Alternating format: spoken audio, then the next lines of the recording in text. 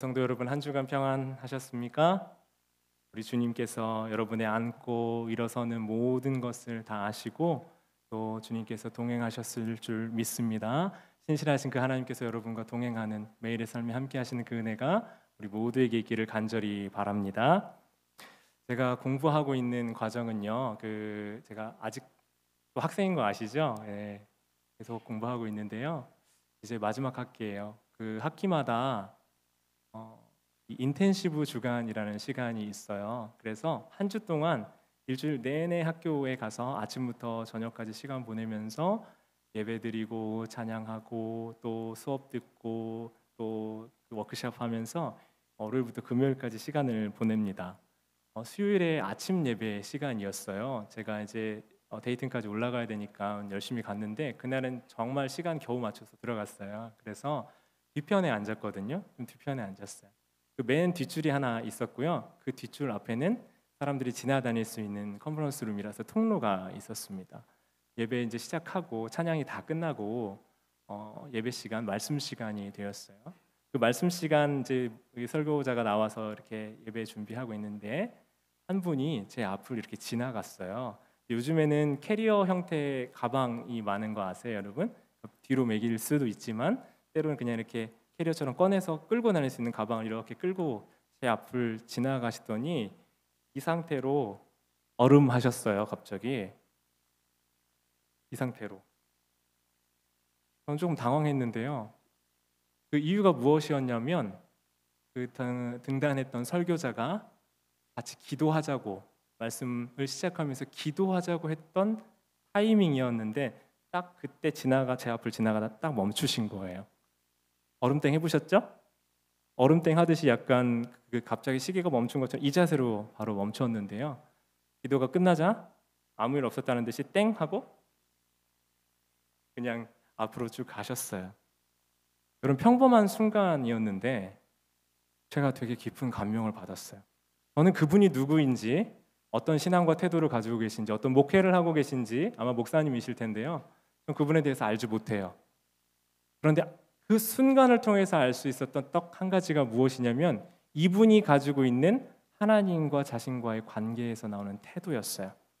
그리고 기도를 대하는 태도의 모습에서 이분이 어떤 태도를 가지고 계신 분인지를 느낄 수가 있었습니다.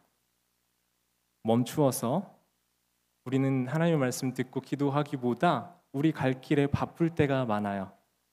하나님을 향한 태도, 하나님을 향한 기도의 모습은 우리가 너무 바쁘기 때문에 하나님 저 일단 저기까지만 갈게요. 일반적인 모습 같으면요. 기도 시작해도 일단 자기가 앉는 자리까지는 가서 앉은 다음에 기도하는 게 지금까지 제가 보아왔던 모습이었고 아마 저도 그랬었을 것 같아요. 그런데 그 자리에서 가던 길을 멈추어 기도했던 모습 보면서 여러 번 그 장면이 제가 떠올랐고요. 반복해서 그 순간들을 묵상해 보게 되었습니다. 일전에 제가 선배 목사님하고 대화를 하다가 이런 말씀을 그분께 드린 적이 있어요. 아직 제가 갈 길이 참 멉니다 라고 말씀드렸더니 그분이 저에게 이렇게 얘기하셨어요. 도대체 어디를 그렇게 가야 되는데요?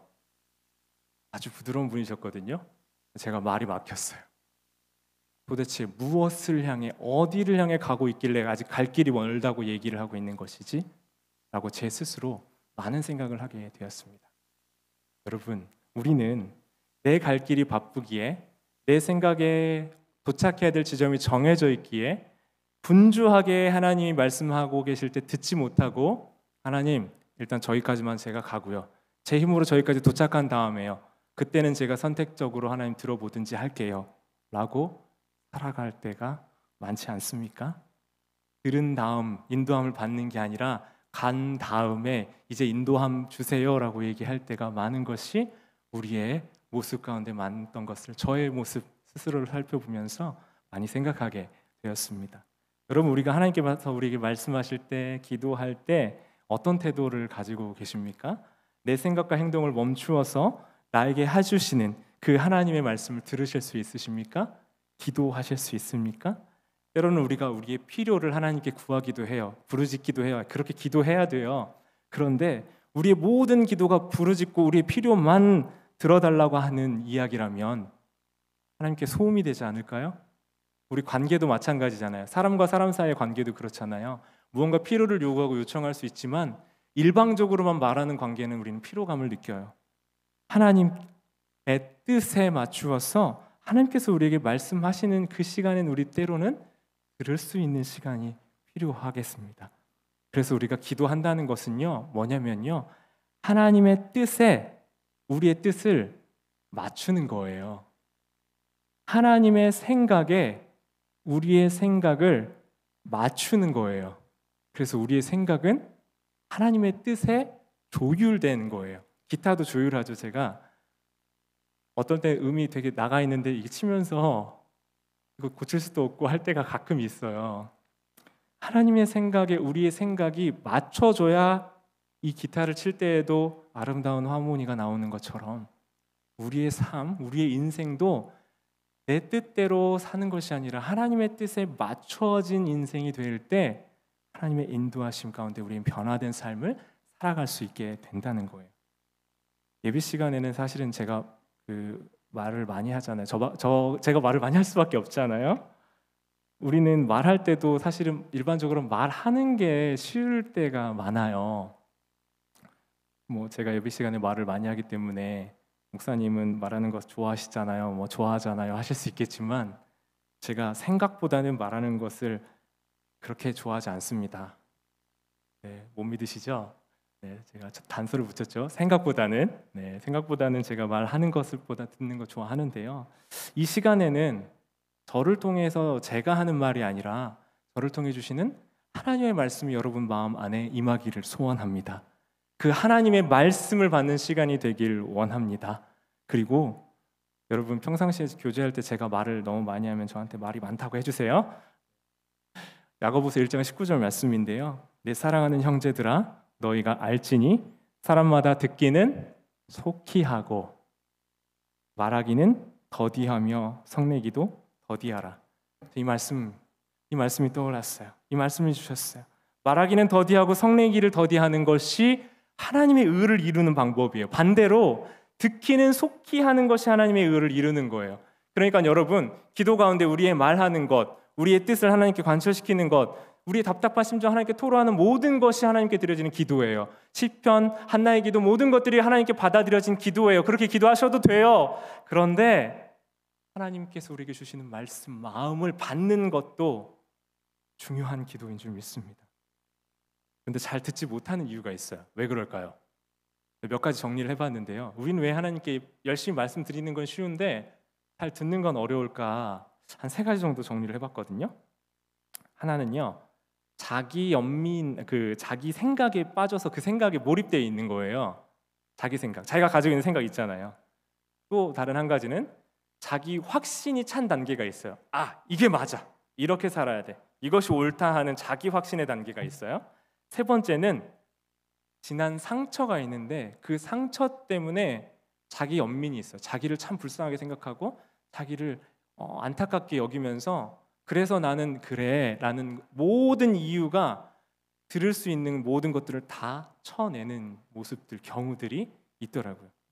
여러분, 지난주에 우리가 함께 지난주부터 이어서 보고 있는 기드온이 바로 이 3가지 모습을 다 가지고 있었어요. 특별히 오늘 3번째 모습을 가지고 좀 말씀을 나누려고 하는데요. 기드온 어떤 사람으로 기억하세요, 여러분? 큰 용사? 아니었죠? 겁이 많은 사람이었죠? 미디안 사람들이 쳐서 곡식 빼앗아 갈까봐 이 열린 장소, 바람이 잘 불고 오픈된 장소가 아니라 덜 공개적인 되게 좁은 장소에서 포도주 틀에서 밀 타작해서 그 낫알과 곡식을 분리하는 일을 했던 사람이에요. 계속 보면요, 그 사람 모습에서 불안해하고 두려워하는 모습이 자주 나와요. 그런데 기드온에게 와서 여호와의 사자가 뭐라고 얘기하시냐면 용맹한 전사, 그러니까 직역을 하면 그래요. 내용은 그래요. 큰 용사지만 용맹한 용사 기드온아라고 말씀을 하세요. 눈에 보이는 현상을 보면 겁쟁이인데 그런 그에게 찾아와서 하나님의 사자가 하나님의 시선이 그를 용맹한 용사로 보고 있는 거예요. 인간적으로 눈치 되게 많이 보던 사람이거든요. 자신감도 없었거든요. 주눅 들어 있었거든요. 그리고 그는 므낫세 지파라고 해서 이스라엘 지파 중에서도 약한 지파 사람이었어요. 그리고 그 약한 지파의 약한 집 안에 가장 막내의 사람이 바로 기드온이었어요. 그러니까 그 기드온에게 너 용맹한 용사, 너 큰 용사라고 말을 붙이는 것은 무슨 말이에요? 말도 안 되는 소리세요. 하고 반응할 수 있는 상황이었던 거죠. 그에게 얼마나 많은 열등감들이 있었겠어요. 여러분, 우리도 내 집안은 어때? 나는 어때서 안 돼? 나는 무엇 때문에 못해? 난 무엇이 부족해? 나는 그래서 지금 가지고 있는 게 없어. 내 처해진 상황은 지금 그래 라고 이야기하면서 난 안 된다라고 상처와 절망감에 살고 있는 우리의 모습도 있지 않습니까? 여러분, 그 기준으로 평생을 살아왔어요. 기드온은 평생 그렇게 살았어요. 그런데 갑자기 하나님의 용사 사자가 와서 너 용맹한 용사여, 큰 용사여 라고 부르니까 받아들일 수가 없는 거예요. 들렸겠습니까? 귀에는 들렸죠. 귀에는 들어왔어요. 그런데 그 이야기가 귀를 통해서 자신의 마음과 생각에 들리지는 않았던 상황이에요. 여러분, 상처는요, 우리의 귀를 닫고 눈을 감게 만들어요. 그리고 칭찬과 격려를 아무리 해도 그것이 아무것도 아닌 것처럼 만들어버려요. 여호와의 사자가 말하는 게 안 들렸던 이유는 그거예요. 성경의 말씀, 하나님의 말씀이 우리에게 와닿지 않는 이유도 한편 그런 이유예요. 왜? 세상의 기준과 가치로 내 평생 나라는 사람을 평가해 왔는데 갑자기 하나님의 말씀이 내게 임해서 너 하나님의 사람아, 너 용맹한 용사여, 능치 못함이 주님 안에서 없는 사람아 라고 얘기했을 때는 제가요?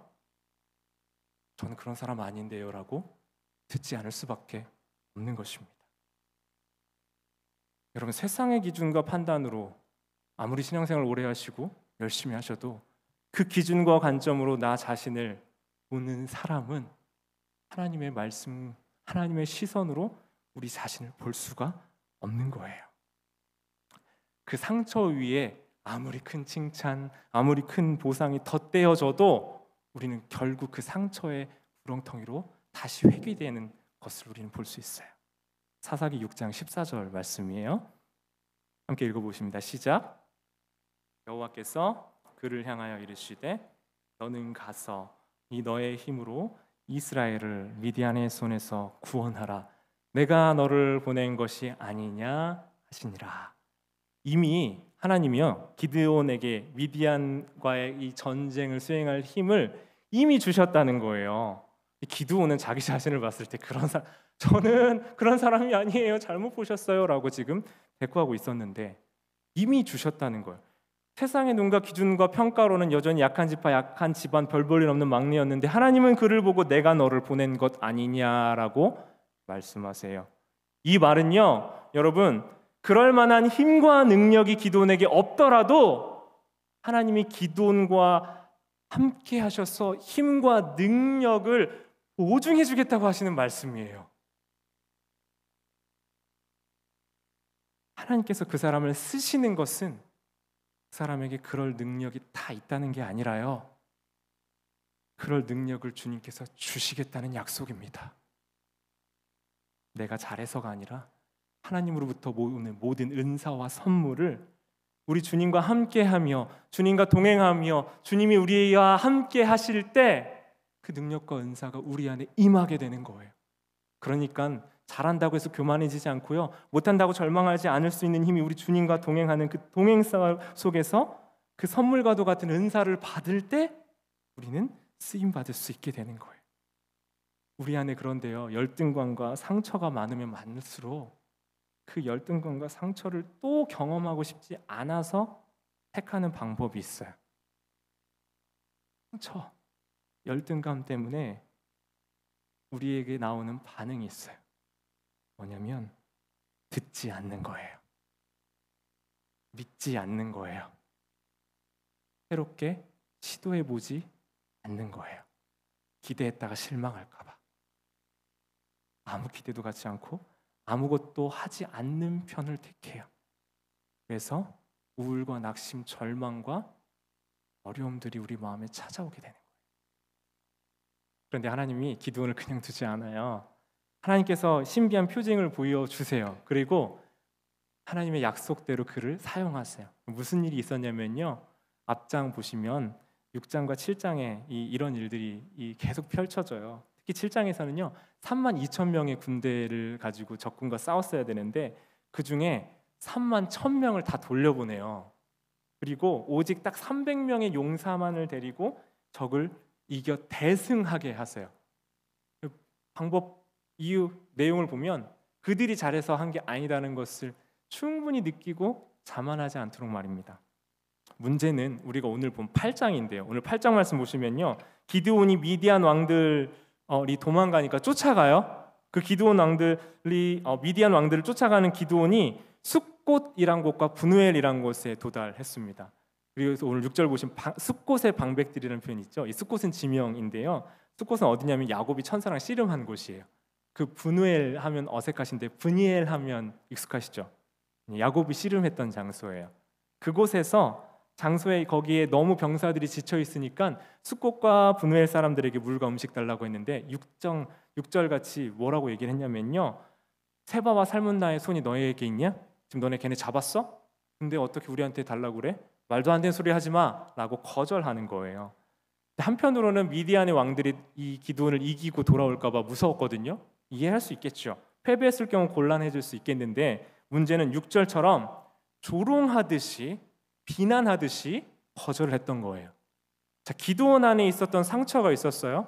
어린 시절부터 거절당하고 쌓여왔던 낮은 자존감과 상처의 그 모습들이 있었습니다. 이 사건으로 기드온의 안에 있었던 내면 아이가 튀어나와요. 내면 아이 이따가 설명드릴게요. 이 거절받았던 것에 대해서 극단적인 분노가 올라오는 거예요. 뭐라고 얘기하냐면요, 내가 저기 그 미디안 왕들 다 죽이고 올 때 너희도 가만두지 않을 거야 라고 겁주고 싸움을 하러 갑니다. 실제로 전쟁에서 이겼어요. 승리했어요. 그래서 오늘 우리가 함께 읽은 본문을 보면요, 그 승리하고 돌아오면서 그곳에 있었던 한 소년을 신문해요. 신문해서 자기들을 조롱했고 도와주지 않았던 그 방백들과 장로들, 그 지도자들이죠, 그 사람들을 징벌하고 브누엘이란 곳에 가서는 망대를 다 헐어버리고 일반적인 죄 없는 일반 백성들까지 다 죽이는 일을 만행을 저지릅니다. 그것이 오늘 함께 우리가 보고 있는 본문의 내용, 본문의 이야기예요. 그의 미숙했던 신앙에 힘이 더해졌을 때 여호와 하나님의 전쟁이 개인적인 복수전이 되어버렸어요. 내면 안에 있었던 상처, 그 상처가 잘 양육되지 않아서 이렇게 미숙하게 사용됐어요. 그 힘이 마치 자기에게 있는 것처럼, 자신에게 손에 승리가 있다는 것처럼 착각해서 하나님의 자리를 대신 차지하는 모습이 기드온의 모습에서 보이기 시작해요.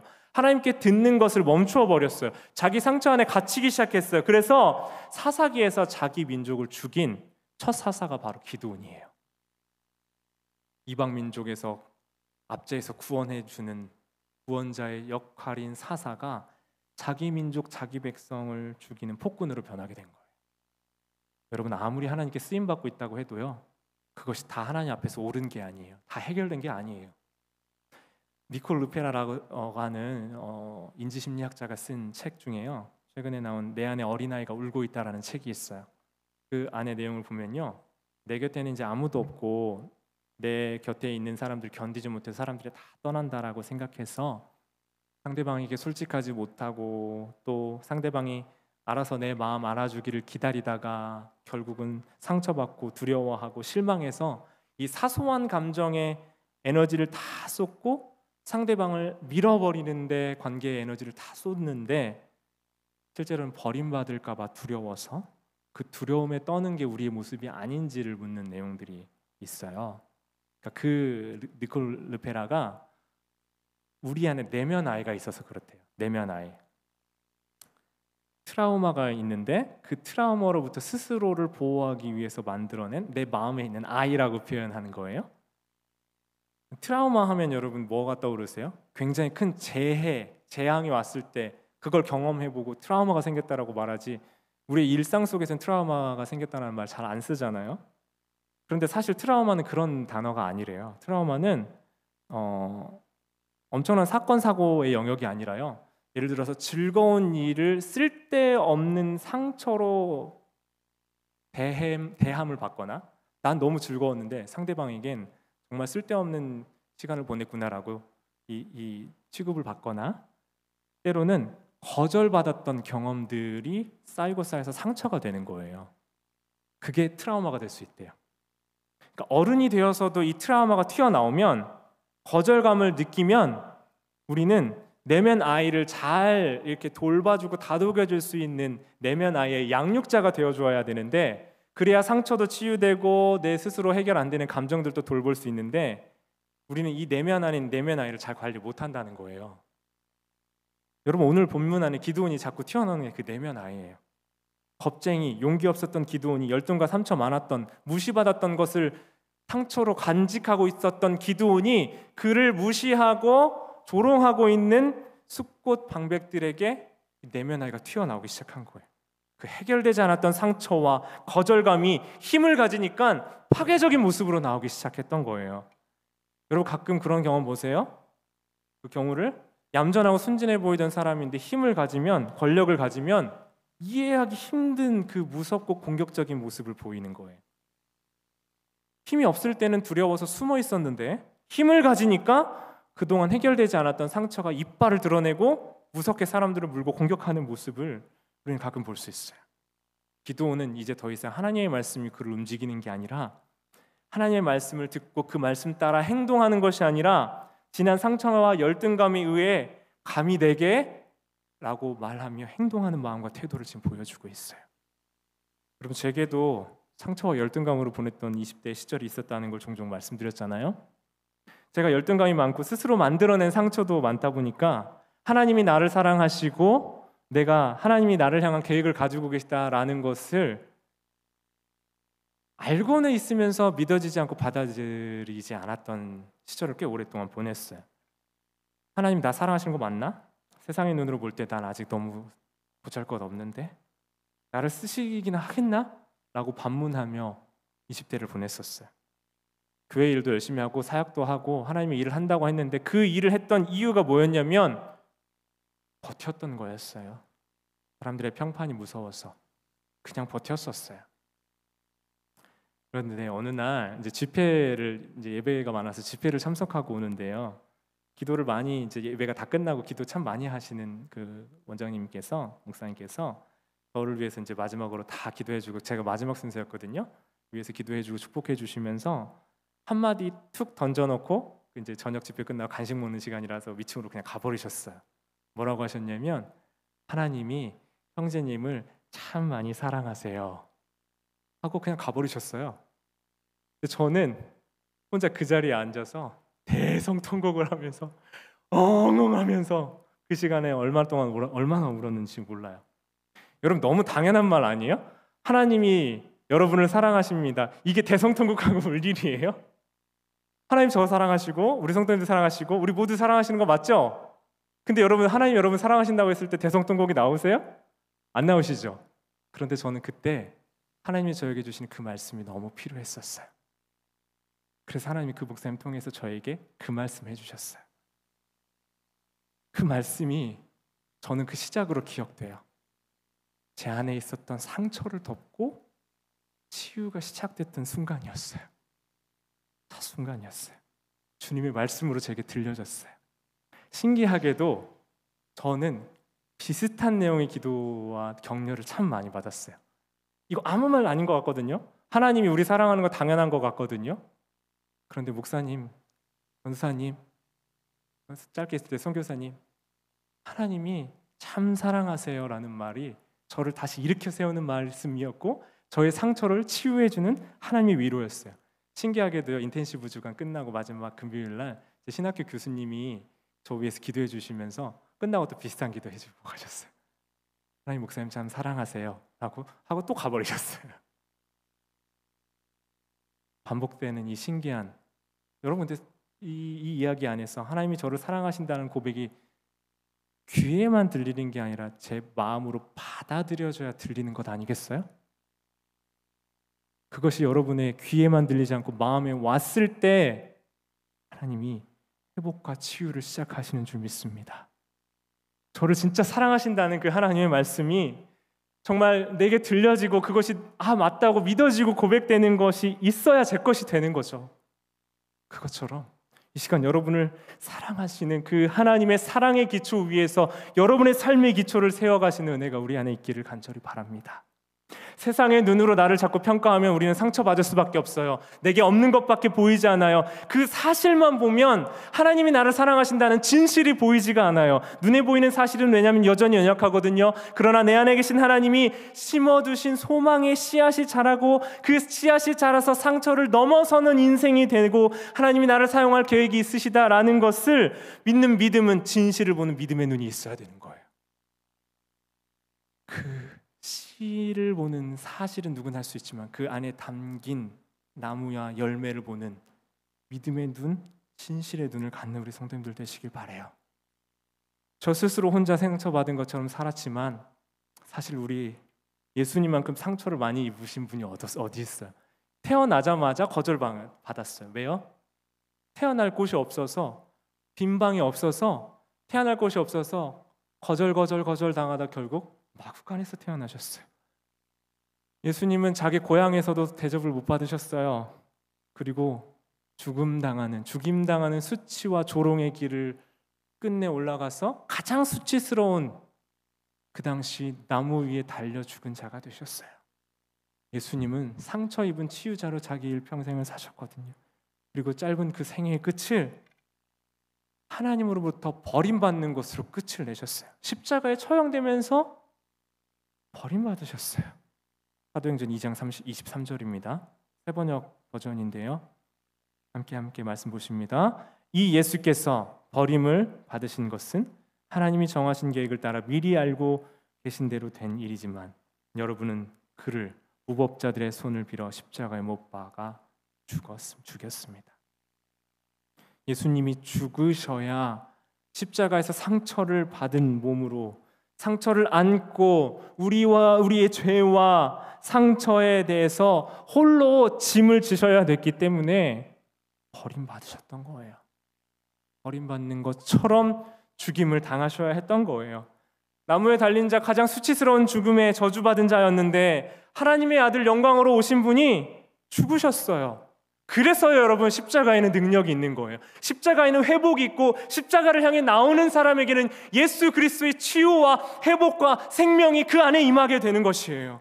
예수님이 상처를 받으셨고 상처를 입으셨고 상처를 아시고 상처를 이해하시기 때문이에요. 여러분 예수님께 나오는 모든 자들을 예수님 모든 상처로부터 안아주시는 분이십니다. 그래서 우리의 상처는 어디서 회복되는 거예요? 소심하고 낙심했던 기도원의 상황이 마음이 바뀌어서 회복됐어요? 아니요. 상황이 나아지고 자기 위치가 높아지는 것으로는 그의 상처는 회복되지 않았어요. 모습이 바뀌어서 권력자로 군림하는 모습, 왕처럼 돼버렸어요. 여러분 우리가 우리 안에 있었던 상처들을 다른 보상으로 내가 복구하겠다, 보상받겠다고 하면 우리의 상처들은 결코 회복될 수가 없습니다. 상처를 넘어설 수가 없어요. 상처를 다른 모습으로 드러내는 모습밖에 우리에게 나타날 수 없습니다. 상처를 만지시고 치유하시는 예수 그리스도의 사랑 안으로 나아오시기 바랍니다. 그 예수님의 사랑이 여러분을 예외 없이 안아주십니다. 예수님의 사랑이 여러분의 마음을 위로하실 거예요. 상황이 좋아지고 나아진 곳에서 오는 위로가 아니라 보상으로부터 오는 위로가 아니라 나 이렇게 살았는데 내가 이렇게 살아서 다 복구하겠어. 내 지난 상처들 다 보상하겠어. 그렇게 해서 회복되는 게 아니에요. 하나님으로부터 오는 하늘로부터 오는 위로를 여러분 받으시기 바랍니다. 여러분 우리 이민자로 살아가면서 또 소수민족으로 살아가면서 또 때로는 내가 만들어내고 지금까지 쌓아왔던 상처들이 여러분의 마음 안에 있을지 모르겠어요. 그래서 그걸 극복하는 방법 중에 제일 좋은 건 금전적으로 성공하는 거라고 우리가 쉽게 생각할지도 모르겠어요. 그것이 나의 인생의 기준이 될 수도 있겠어요. 그런데 그것은 우리가 우리의 상처와 두려움을 해결해줄 수가 없어요. 지금 같이 기도하면 좋겠습니다.